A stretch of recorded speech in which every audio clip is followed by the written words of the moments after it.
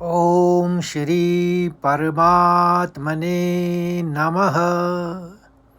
जय श्री कृष्ण मित्रों। आज 8वां दिन और 8वां श्लोक।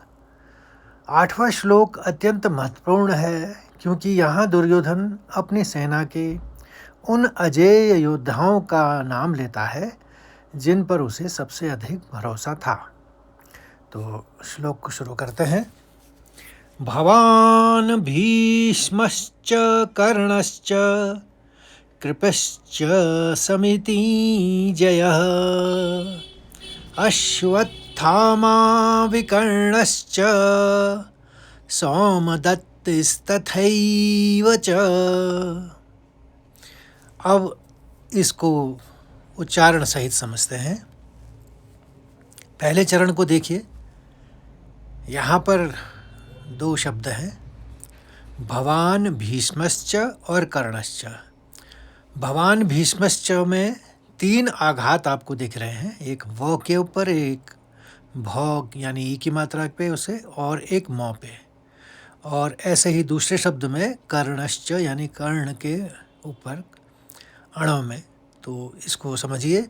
तो भवान भवान है तो भवान, 2 नौ निकालने की कोशिश करेंगे। भवान भीष्म, वहाँ पर भी 2 शौ, हल्के शौ यानी हस्व, 2 हल्के शौ निकालने की कोशिश करेंगे।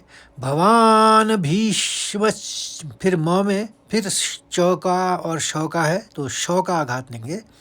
तो भवान भीष्मश्च, फिर दूसरे शब्द में कर्णश्च, ये प्रथम चरण खत्म हुआ।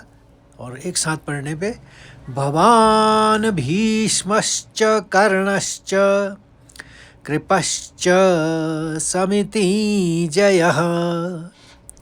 आप समझ रहे होंगे, दूसरे में प शब्द के ऊपर आघात है तो हमने पढ़ा कृपश्च, तो दूसरा चरण इस तरह से पढ़ेंगे, कृपश्च समितिञ्जयः। अब तीसरे चरण को देखिए, यहाँ पर अ के ऊपर आघात है और व के ऊपर आघात है, और फिर दूसरे शब्द में अणों के ऊपर आघात है। तो इसे इस तरह से पढ़ेंगे तीसरे चरण को, अश्वत्थामा विकर्णश्च। अब देखिए चौथा चरण, तो इसमें आप देख रहे हैं त के ऊपर एक आघात है और आखिरी में च है। तो इस तरह से चौथे चरण को हम किस तरह से पढ़ेंगे, सोम, औ की मात्रा है तो सोम दत्त, तो 2 त हैं तो दत्त एक निकला और फिर तिस्थैव निकलेगा, तिस और स्थै, तिस तथैव ओम। फिर हम चरण इस तरह से पढ़ेंगे, सोम दत्तिस्तथैव च। अब पूरे श्लोक को देखिए, भवान भीष्मश्च कर्णश्च कृपश्च समितिञ्जयः अश्वत्थामा विकर्णश्च सौमदत्तिस्तथैव च। मित्रों, अब इस श्लोक का शब्दार्थ और भावार्थ समझते हैं। भवान मैंने आप स्वयं, जो कि द्रोणाचार्य के लिए संबोधन है। भीष्मश्च यानी और पितामह भीष्म, कर्णश्च यानी और कर्ण, कृपश्च यानी और कृपाचार्य, समितिञ्जयः युद्ध में सदा विजयी होने वाले, इनको बोला जाता है समितिञ्जयः। अश्वत्थामा, अश्वत्थामा जो हैं वो द्रोणाचार्य के पुत्र हैं, जो कि एक बड़े महान योद्धा हैं। विकर्णश्च, और विकर्ण, विकर्ण कौन है, ये भी धृतराष्ट्र के पुत्र हैं। और इनका अभी उल्लेख क्यों हुआ है इसमें कि तो उसका भी थोड़ी देर में बताऊंगा।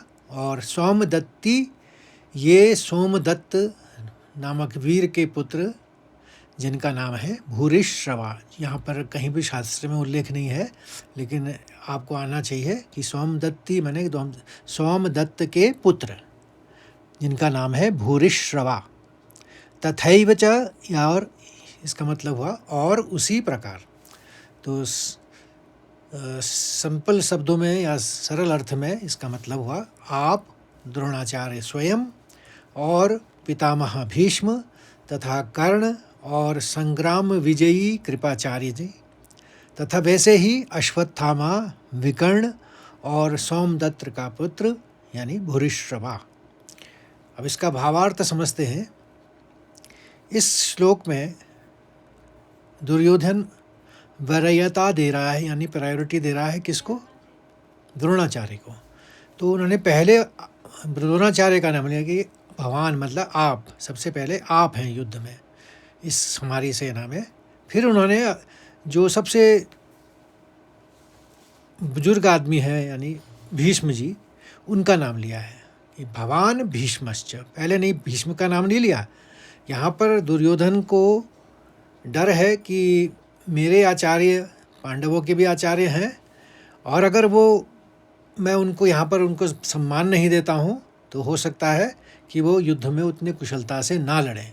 तो ये एक डर है दुर्योधन का, जो वो वरीयता के रूप में अपने दुराचार्य के, अपने गुरु के प्रति यहाँ पर व्यक्त कर रहा है। और कर्ण का उल्लेख यहाँ पर इसलिए आया है कि यद्यपि भीष्म के सेनापति रहते हुए कर्ण ने युद्ध ना करने की प्रतिज्ञा की थी, फिर भी दुर्योधन का उसका नाम लेता है क्योंकि कर्ण ही उसकी असली आशा और शक्ति था। और पहले भी आप देखेंगे कि महाभारत के युद्ध से पहले भी हर जगह जो है दुर्योधन के साथ खड़ा होने वाला कर्ण ही था, अगर आपको महाभारत की कहानी याद है। और समितिंजय ये शब्द जो है कृपाचार्य के लिए है, कि कृपाचार्य के लिए कहा गया कि ये युद्ध में कभी नहीं हारे थे। तो समितिंजय कृपाचार्य के लिए ये शब्द यूज हुआ है। और दुर्योधन यहाँ यह विश्वास दिलाना चाहता है कि उसकी सेना के योद्धा है अजय हैं।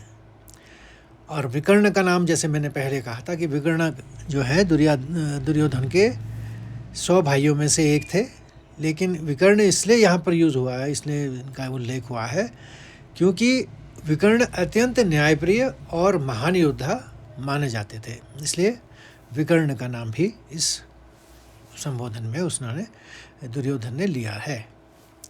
तो मित्रों, अगर आपको ये श्लोक समझ में आया होगा तो प्लीज़ इस यात्रा को आगे बढ़ाइए और इसको लाइक करिए, कमेंट करिए। और जय श्री कृष्ण।